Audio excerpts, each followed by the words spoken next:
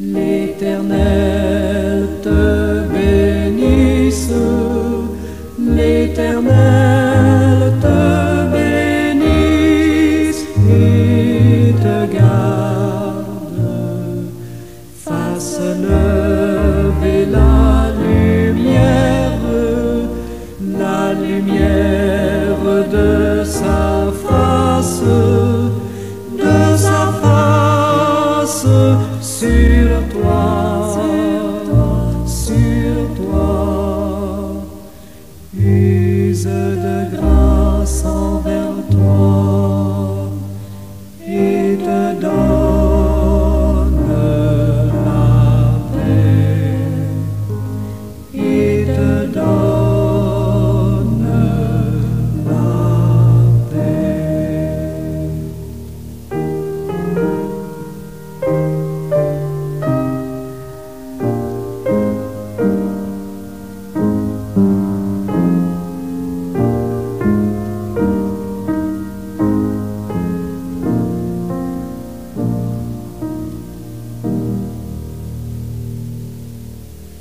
L'Éternel te bénisse, l'Éternel te bénisse et te garde, fasse lever la lumière de sa face sur toi,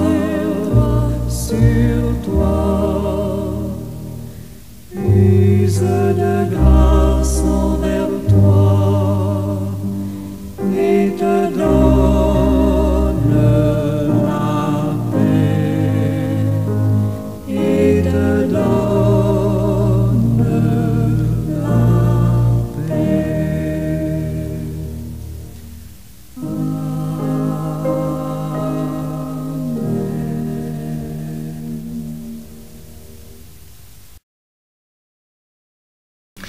Seigneur notre Dieu, Père céleste, source de toute lumière, de toute vérité et d'amour infini, nous nous tenons devant toi avec foi et gratitude, reconnaissant d'être appelés tes enfants.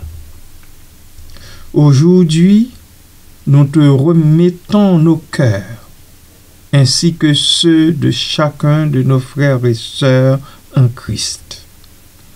Remplis-nous de ton Saint-Esprit, afin que nous devenions, dans nos vies et nos actions, des témoins authentiques de ton Évangile. Que notre parole soit douceur, vérité et espérance.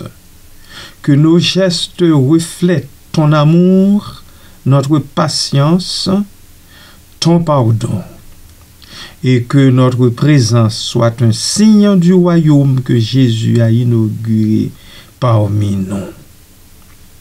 Donne-nous, ô Dieu, la force de porter ton message là où nous sommes et même jusqu'aux extrémités du monde.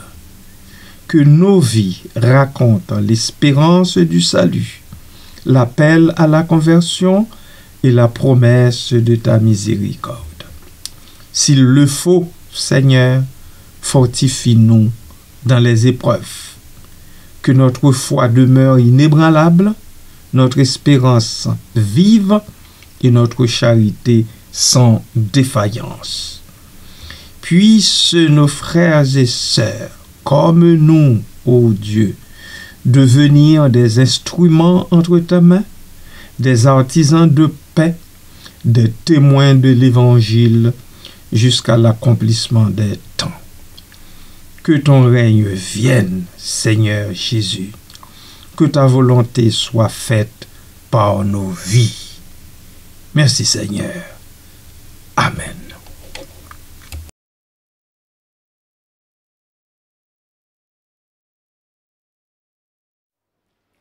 Toujours ta divine présence jette un rayon sur mon chemin, et le cœur joyeux je m'avance, je n'ai pas peur du lendemain. Où tu voudras, je veux te suivre, agneau de Dieu, conduis mes pas, vivre sans toi, ce n'est pas vivre, je ne puis être où tu n'es pas, où tu n'es pas. Oh, que jamais rien ne me voile, ton doux regard, chef de ma foi, dans le danger, brillante étoile, garde mes yeux fixés sur toi. Où tu voudras, je veux te suivre, agneau de Dieu, conduis mes pas, vivre sans toi, ce n'est pas vivre, je ne puis être où tu n'es pas, où tu n'es pas.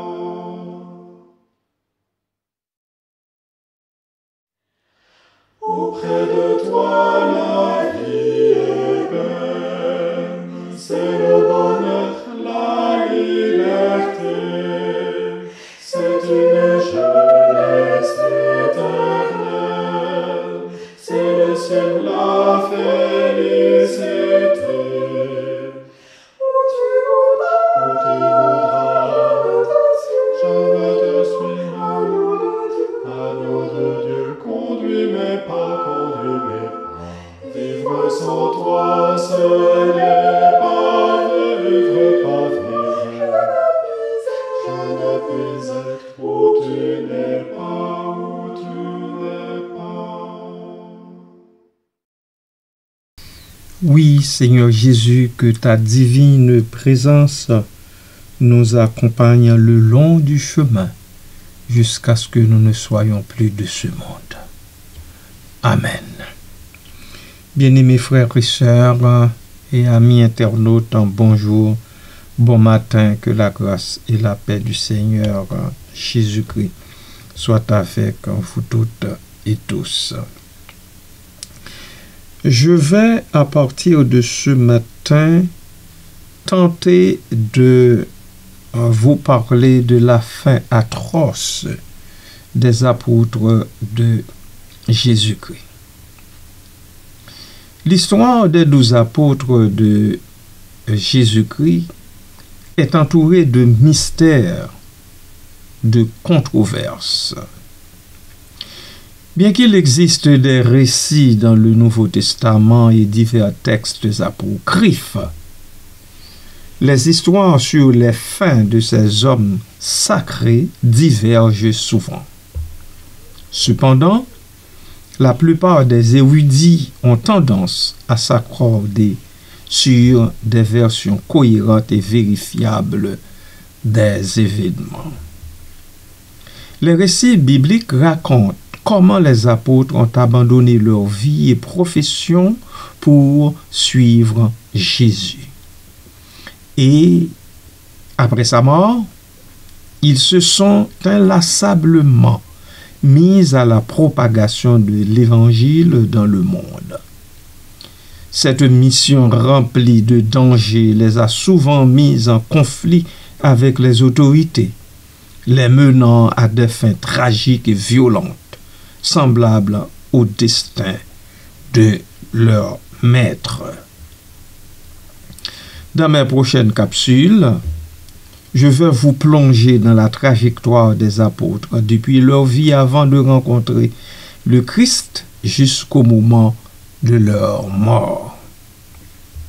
Suivant l'histoire, après la crucifixion du Seigneur, les apôtres ont pris les devants dans la diffusion du christianisme, partant de Jérusalem comme le Maître le leur avait dit, vers des endroits éloignés comme Damas, Antioche, l'Asie mineure, la Grèce et enfin Rome. Je m'arrête ici un instant.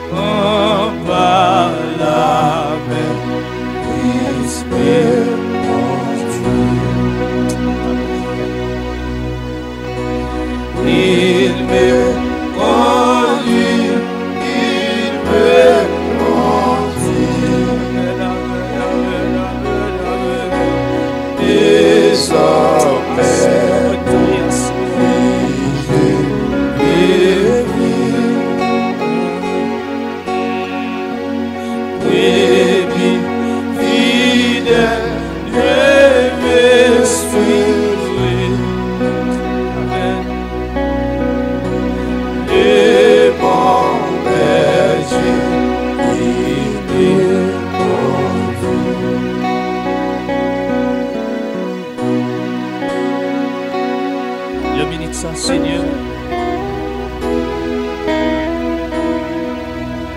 Nous sentis ça même.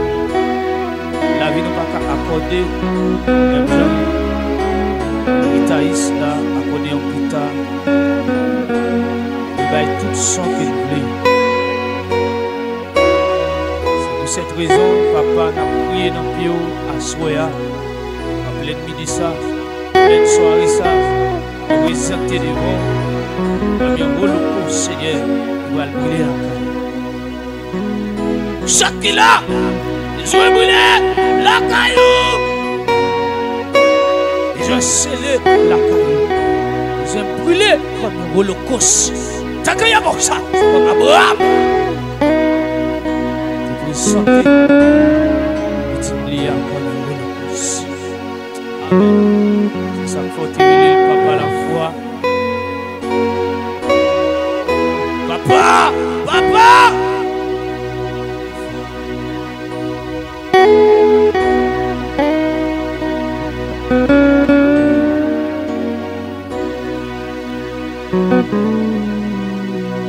Comment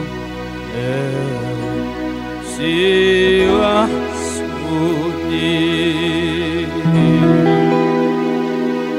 mon œuvre ici, la terre.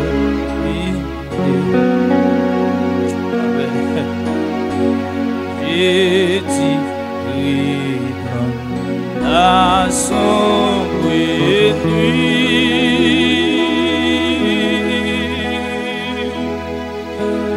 je ne crains point, il me conduit, il me conduit, il me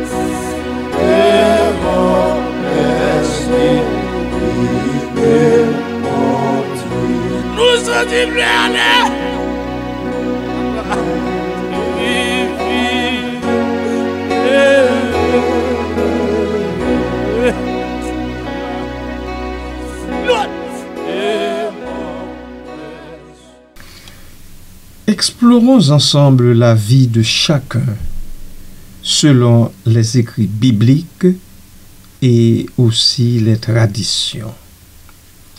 Nous commençons avec Pierre. Pourquoi Pierre? Parce que le plus âgé des disciples à qui Jésus a confié la direction de l'Église. Jésus a dit à Pierre, tu es Pierre, et sur cette pierre, je bâtirai mon Église, et les portes de l'Hadès ou bien du séjour des morts ne prévaudront pas contre elle. Je te donnerai les clés du royaume des cieux, et ce que tu lieras sur la terre sera lié dans les cieux, et ce que tu délieras sur cette terre sera délié dans les cieux. Vous connaissez le texte aussi bien que moi qui est consigné en Matthieu chapitre 16. Après la mort de Jésus, c'est Pierre qui a dirigé l'expansion de l'Évangile. Son ministère a duré jusqu'à son martyre à Rome environ 35 ans après la résurrection du Christ. Selon la tradition, Pierre a été crucifié la tête en bas. Il ne se jugeait pas digne de mourir de la même manière que son maître. Amen.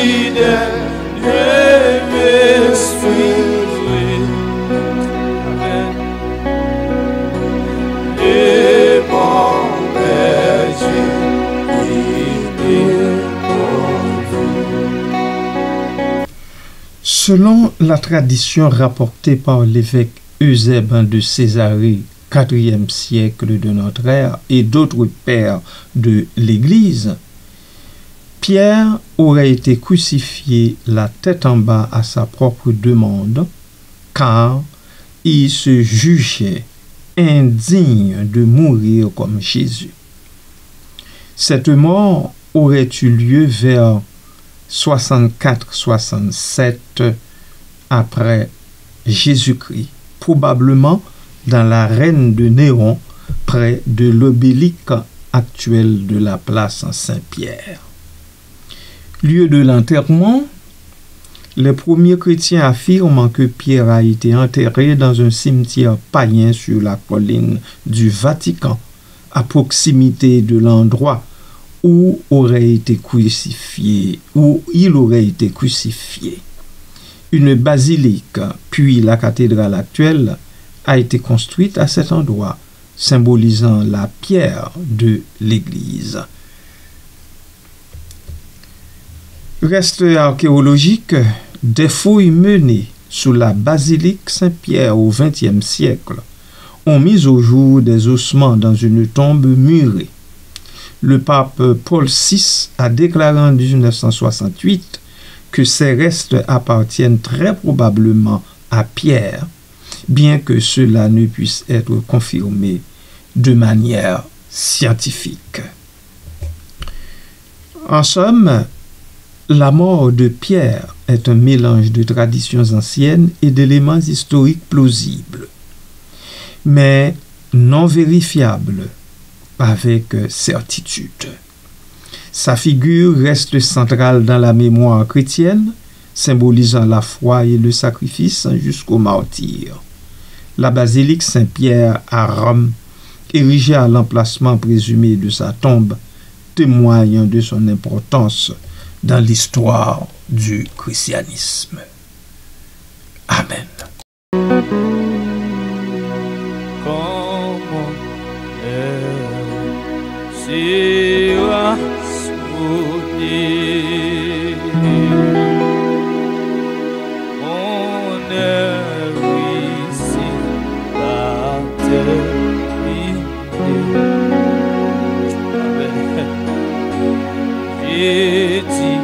et la sombre nuit,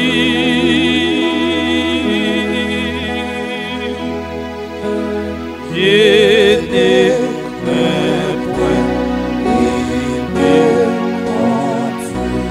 il me continue, il me conduit, il me